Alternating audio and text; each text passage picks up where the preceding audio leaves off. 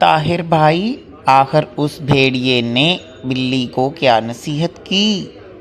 ہاں بھائی، اس عقل مند بھیڑیے نے بلی کو نصیحت کی کیونکہ آج کا دن بلیوں کا تھا۔ جنگل میں ہر ایک دن مخصوص تھا۔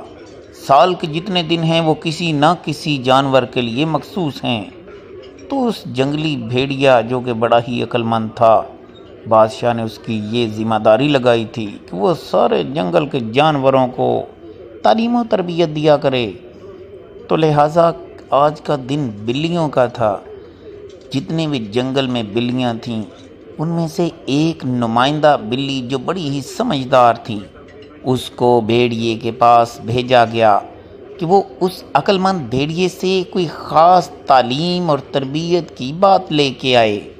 اچھا، تو سال کے سارے دن مختلف جانوروں کے نام سے منسوب تھے؟ ہاں جی، بالکل ایسی ہی بات ہے۔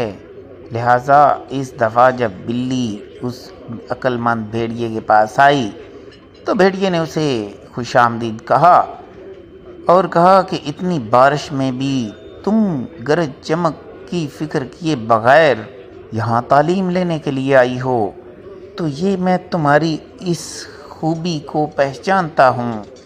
خوبی یہ کہ ہر طرح کے موسم کے باوجود آپ کے اندر علم حاصل کرنے کا جذبہ موجود ہے۔ تو بلی نے کہا، کیونکہ یہ میرے اکیلے کا مسئلہ نہیں، میں اپنے سارے خاندان کی طرف سے نمائندہ بن کر آئی ہوں، تو مجھے نصیحت فرما دیں جو سب کے کام آئے۔ آخر پھر کیا نصیحت کی اس عقل مند بھیڑیے نے؟